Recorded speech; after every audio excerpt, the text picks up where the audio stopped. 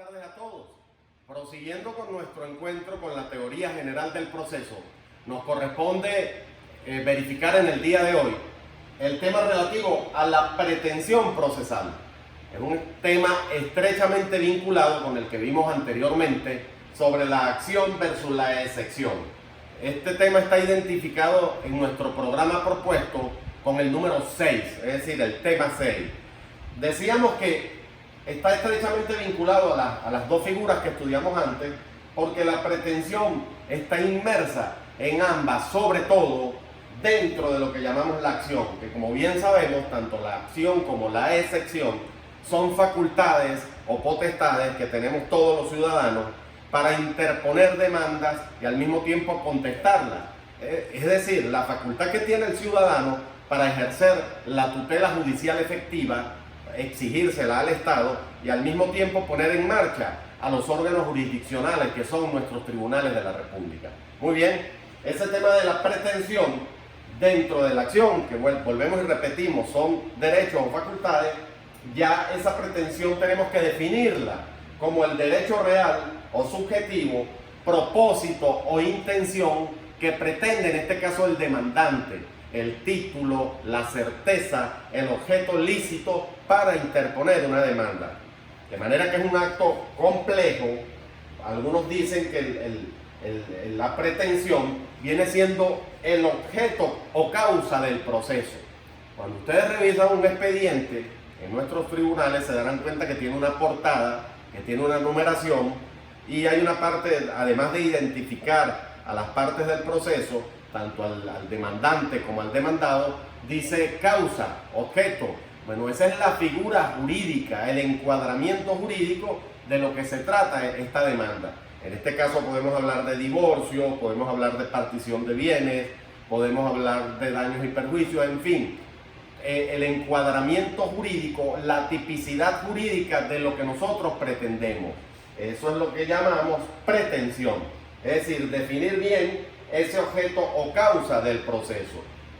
Decíamos al mismo tiempo que toda pretensión implica al mismo tiempo una oposición. Habíamos dicho que la excepción era el rechazo, la negación y la contradicción que ejercemos para oponernos a una demanda. Esa oposición, particularmente quienes ejercen las defensas, hay un capítulo en nuestro ordenamiento jurídico, en nuestro procedimiento civil, que llamamos el de las cuestiones previas. Es un amplio capítulo que no lo vamos a desarrollar en este trimestre, en este semestre, sino que más adelante, en los cursos más avanzados, nos corresponderá ver con particular interés el tema de las cuestiones previas.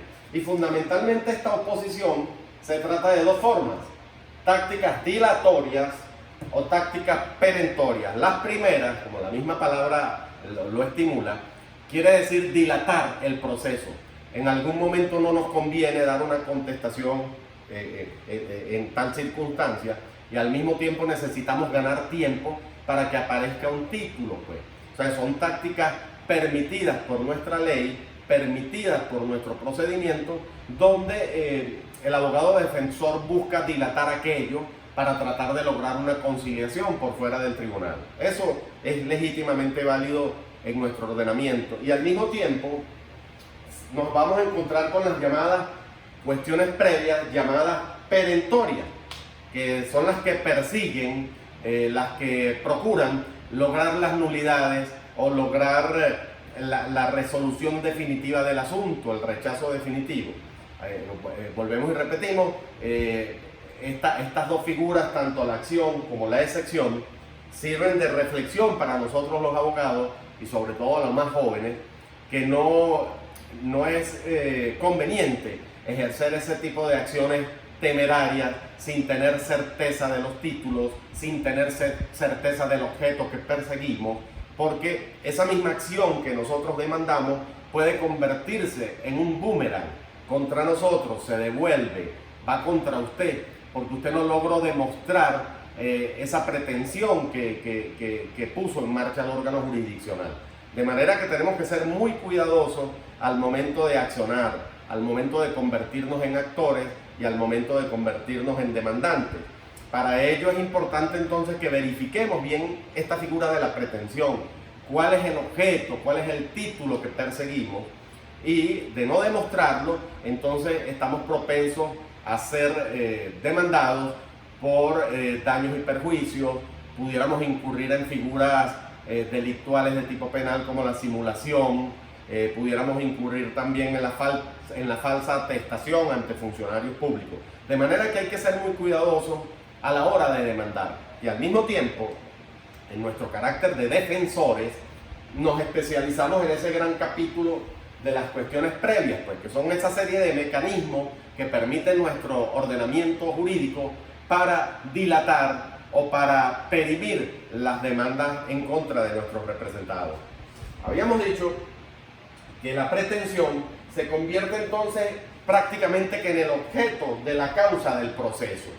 Esto lo definió nuestra doctrina en años no tan lejanos, en definir pues a la pretensión como el objeto de la causa.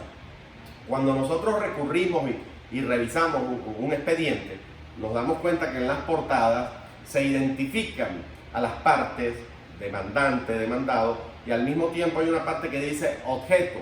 Bueno, de eso se trata, pues, la causa, divorcio, daños y perjuicios, cobro de bolívares, en fin, el encuadramiento, la tipicidad que nosotros queremos darle a esa acción que intentamos. Decíamos que ese acto de voluntad complejo, más allá de una potestad o de un derecho que nos da la acción, la pretensión es un acto de voluntad complejo que encierra tres elementos fundamentales. El primero de ellos es la definición de los sujetos. Usted tiene que precisar a quién demanda, identificarlo plenamente, porque usted no puede, por ejemplo, embargar bienes de un tercero. Eso acarrea algunas consecuencias para el actor. Entonces, es bien importante que en esa pretensión identifiquemos definitivamente a las partes, no solamente su identidad, sino también su domicilio procesal. Al mismo tiempo, ese acto de voluntad nos encuentra con otro importante elemento, que es el objeto. Ya lo hemos dicho anteriormente, el que define el interés jurídico lícito. El objeto tiene que ser lícito, no podemos interponer una demanda por un cobro de bolívares por tráfico de drogas, por ejemplo. Obviamente sería un objeto ilícito y la demanda no tendría ningún fundamento. Tiene que ser un objeto legítimamente válido, legítimamente constituido y de interés comercial o de interés personal para el individuo. Y el último elemento, usted tiene que definir bien el título con que actúa y al mismo tiempo verificar lo que aspira. ¿Qué es el título que usted quiere que se le reconozca? De manera que ese acto de voluntad complejo es lo que definimos como pretensión. Vamos a hacer una pausa y ya regresamos definiendo este tema de la pretensión procesal. Continuando con la pretensión, que la hemos definido como el objeto o causa del proceso, objeto, propósito, intención, tenemos que identificar algunos antecedentes históricos que dieron origen a esta gran figura de la pretensión. Y tendremos que ubicarnos desde luego en la cuna del derecho, la civilización romántica, Roma, desde donde proviene nuestra profesión, nuestra carrera. Y ese momento tenemos que identificarlo en lo concerniente a los siglos 3 antes de Cristo hasta el siglo 1 después de Cristo. Es decir, estamos hablando de un periodo de 4 siglos donde la pretensión era una serie de ritos sacramentales de carácter oral que ejercían los ciudadanos romanos ante un funcionario que llamábamos pretor. Era una especie de juez antiguo que recibía las quejas de los ciudadanos. Para usted demandar o para usted pretender algo en el derecho, usted desde luego tenía que ser ciudadano romano. Entonces no solamente bastaba la condición de ciudadano, sino que usted tenía que dirigirse ante ese pretor bajo una serie de fórmulas orales, sacramentales, rituales, y tenía que pronunciarlas correctamente. Obviamente no todos los ciudadanos tenían dominio de la escritura, por eso se decía que eran fórmulas entonces sacramentales orales. So pena de nulidad, o so pena de no prosperar si usted pronunciaba aquella serie de palabras en forma errada. Como ciudadano romano, entonces usted tenía que dirigirse ante ese pretor y bajo esa fórmula exigir el cumplimiento de una obligación, exigir el cumplimiento de un cobro de dinero o exigir el cumplimiento de una prestación de servicios. En fin, eso es lo que da origen al proceso. Vamos a ubicar entonces una segunda etapa de este proceso, de esta pretensión, en el siglo I ya de nuestra era, después de Cristo, hasta el siglo IV, un periodo de 3 siglos, de 4 siglos, donde ya no quedan atrás las fórmulas sacramentales, orales, y aparece entonces la escritura, el derecho escrito, una especie de procedimiento formulario o cuestionario que el ciudadano demandante rellenaba en presencia del pretor. Aparece la escritura, aparece entonces el derecho positivo. Ustedes saben que el derecho positivo es el derecho escrito, el derecho que está puesto allí, entre comillas. Entonces, esa fórmula de derecho positivo escrito prácticamente ha permanecido vigente hasta nuestros días. No es sino en el siglo IV de nuestra era, donde ya entonces aparece la figura del libelo, que es aquel procedimiento escrito para intentar la demanda. El libelo, desde el siglo IV de la era romana hasta nuestros días, ha permanecido vigente. Y desde luego aparece entonces también en el siglo IV esa figura del juez unipersonal, ya no ante un pretor, sino un juez de carácter unipersonal, tal y como lo concibieron los romanos, tal y como lo concibieron los germánicos, y que fue heredado a través del derecho español a nuestros países. Pues. En Venezuela bien es sabido, bien es conocido que existe un juez unipersonal para la toma de decisiones. Muy por el contrario, las civilizaciones anglosajonas, vikingas o bárbaras, de alguna forma adoptaron el modelo de jurado. Ya no se trata entonces del juez unipersonal que decidía sobre los casos, sino un gran jurado. Pues. El juez en este caso solo cumple funciones de verificar, de rectorizar que el proceso se lleva a cabo conforme a las normas, pero el poder decisorio queda en manos de ese jurado, compuesto por ciudadanos.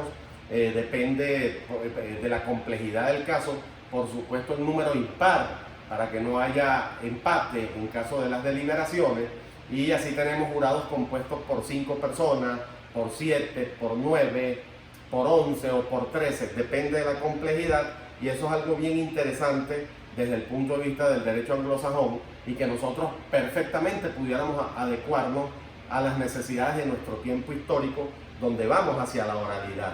Pues bien, no es fácil para nosotros los abogados redactar un libelo. Hay gente que se especializa en eso, que se especializa en la fórmula demandaria, que desde luego está compuesta por 3 partes esenciales. Lo primero es que un libelo usted tiene que tener la relación de los hechos. Es decir, ¿qué significa eso? Los hechos, la situación fáctica acontecida, la conoce mejor que usted su cliente. Entonces usted tiene que sentarse en algún momento con la persona que recurre, con la persona a la que usted va a representar, para que le eche el cuento. ¿Qué fue lo que sucedió? Entonces es importante que tomemos nota, que lo grabemos y que a través de sus propias palabras construyamos un relato, una especie de literatura. En ese sentido los abogados nos parecemos a García Márquez o a Vargas Llosa o a cualquier gran escritor, y tenemos que echar el cuento de una forma creíble, de una forma, si se quiere, interesante o por lo menos atractiva para el juez o para el funcionario que verifica la instrucción de ese procedimiento. De manera que siempre está presente la exhortación a que nosotros los abogados nos preparemos para escribir bien y para redactar bien. Es muy importante entonces hacer un buen libelo, estar seguro de la situación fáctica. La segunda parte de ese libelo tiene que ver con el derecho. ¿Cuál es el encuadramiento jurídico que usted considera debe aplicársele a esa situación fáctica vivida o materializada por su cliente? Usted tiene que identificar, ya eso le corresponde a usted, no le corresponde al ciudadano, definir caracterizar, adecuar, encuadrar esa situación de los hechos con el derecho que usted pide, con el derecho que usted aspira. Y finalmente, usted redondea ese libelo con lo que llamamos el petitum. El petitorio es la parte más corta. Definida la relación de los hechos, definido el encuadramiento jurídico que es el derecho, entonces usted tiene que definir qué es lo que quiere, qué es lo que persigue, qué es el objeto mismo o propósito, intención de la pretensión. Por otra parte, desde luego, cuando se interpone el libelo, a usted le corresponde entonces excepcionarse como defensor del demandado. Entonces usted también presenta su escrito, porque, así como el demandante y la demanda se ejerce a través de un libelo escrito, el demandado desde luego también contesta de una manera escrita. Es cuando se perfecciona la figura de la litis contestatio, es decir, fórmulas escritas que le dan nacimiento y le dan origen a nuestro dinámico derecho, que como ya nos damos cuenta, no ha evolucionado mucho desde los tiempos de la remota Roma. Con esto damos por concluido la clase del día de hoy. Espero sus preguntas, sus acotaciones, espero sus observaciones. Con todo gusto, su servidor y amigo Juan Pablo Torres. Muchísimas gracias.